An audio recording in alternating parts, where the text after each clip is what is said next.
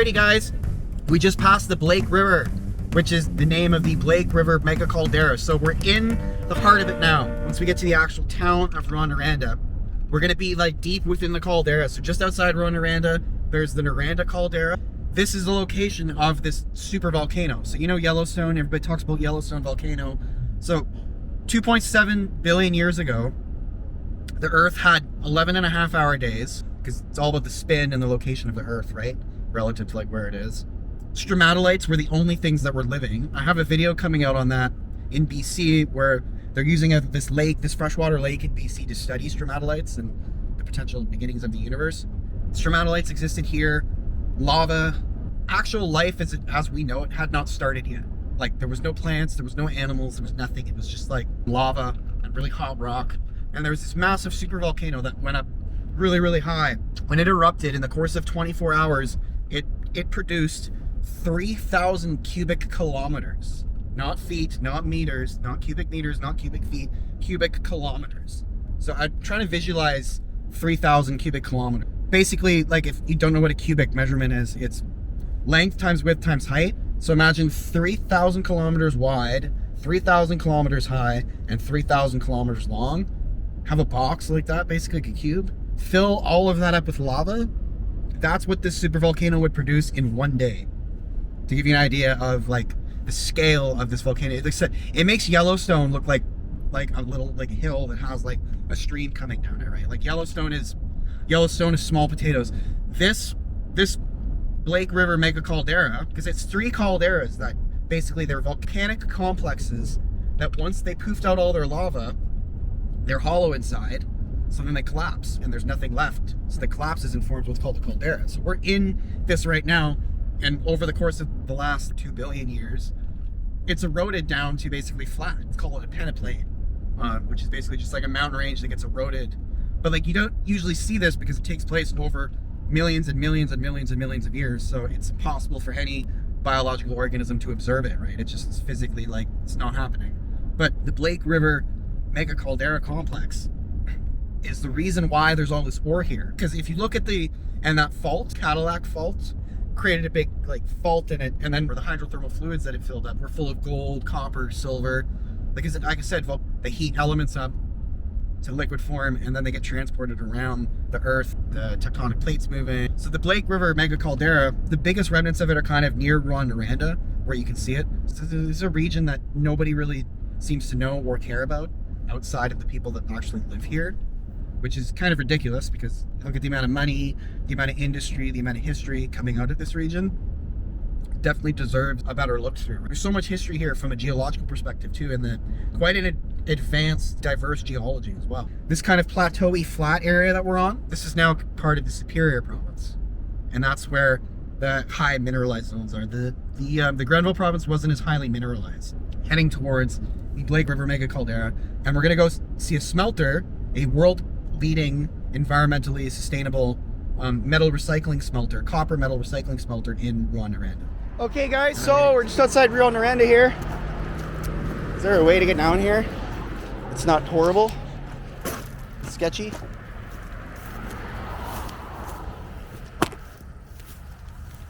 We do bushwhack here.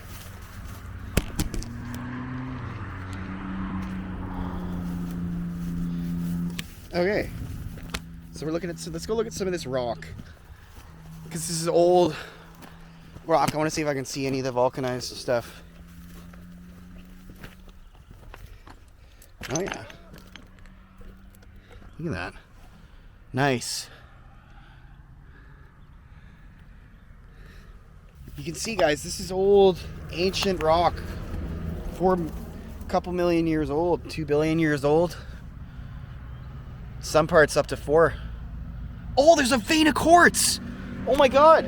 There's quartz veins here. You can see it. See the quartz vein right here? Look at it. It's a chunk of quartz right along here. You can see some minerals in it. A little bit of iron. Yeah, you can see intrusions here, man. Look at it. So you can see how this would be highly mineralized, right? What about here? Yeah, more here. Some big bugs here, man. Whoo! But yeah, look, you can see the quartz veins. Here's a chunk of it right here. All along here. All this rock, all along here. Little tiny bits of quartz in it. Quite fractured too. This is incredible.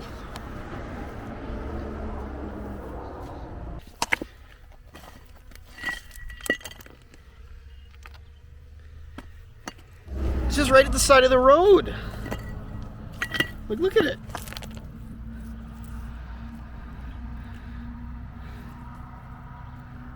Heavily mineralized stuff here, guys. What is inside here? Quartz.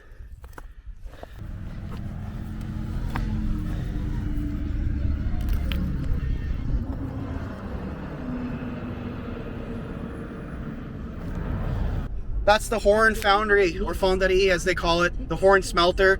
This is the smelter that they smelt copper. So they take recycled copper from, you know, electronics all over the world basically, and they get it shipped out here. And then the Rouyn smelter is responsible for smelting it down and purifying it, and then they send it to get electrolytically refined at Montreal to get proper purity. They use electrolysis. Same thing as what we saw in the trail smelter there. This is kind of Rouyn Noranda's big claim to fame here. Other than the mines and the volcanoes, this is their main industry. So that's the smelter, guys. You can see quite the operation there. You can tour this, but again, it's in French. You need to make a reservation, and if you want English, you gotta have somebody well beforehand, right? You gotta make the call. So, but you can tour this place. There's just tons of industry here, guys. There's money up the wall, car dealerships, and all the houses are really nice, and roads are good. There's a lot of industry, a lot of money, a lot of commerce happening in this region of the country. 117 here, Trans-Canada Highway. Still on the Trans-Canada, or Trans-Canadienne, sorry, Quebecers.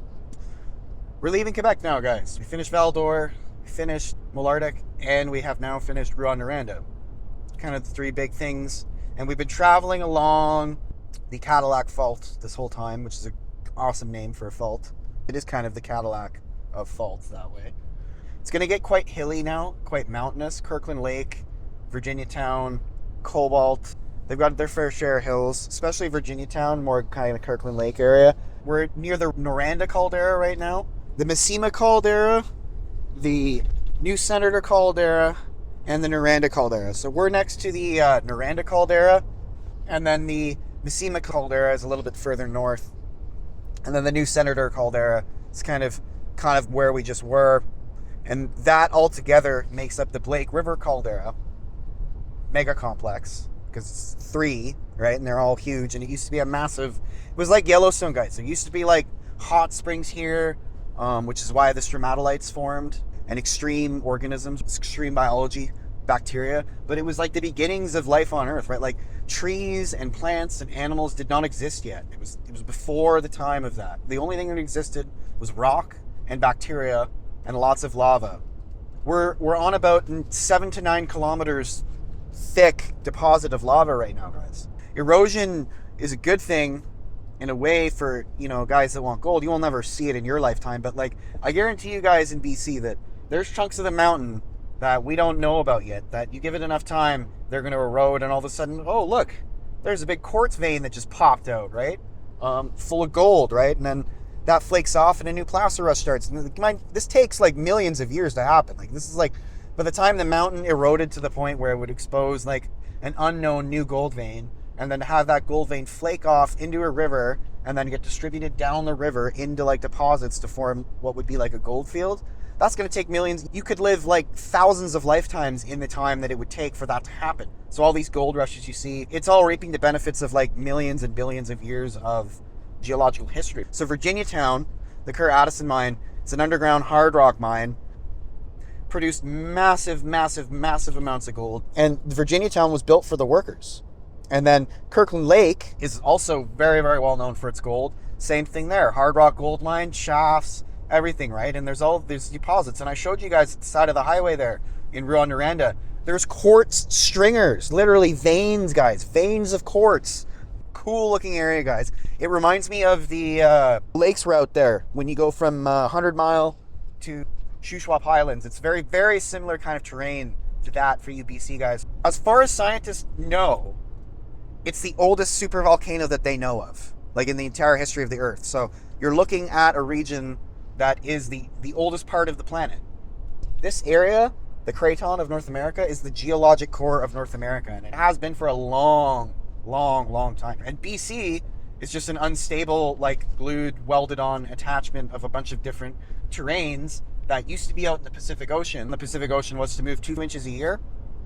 Find out how far it is from Hawaii to Vancouver. You'll be able to estimate how long it's going to take for Hawaii to be welded to North America, right? Vancouver Island, that's a wedge. That's the accretionary wedge between the Pacific Plate and North America. Vancouver Island is not supposed to be where it is. It's part of the BC coastline, but it's the same thing up all through Alaska, like all that stuff. It's all being glued on. The same thing was happening near like Brockville, Kingston, all along the coast there, Montreal, all along the Atlantic coastline and the St. Lawrence.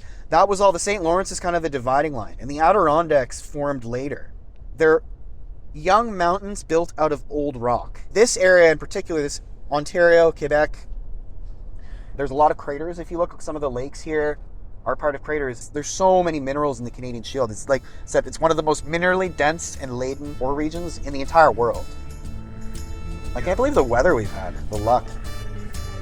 Alrighty guys, so we're coming to the end of this one. So really good trip. I hope you guys enjoyed it. Don't forget to like and subscribe to the channel. Hit the bell icon to get notified. And Sasquatch Prospector out.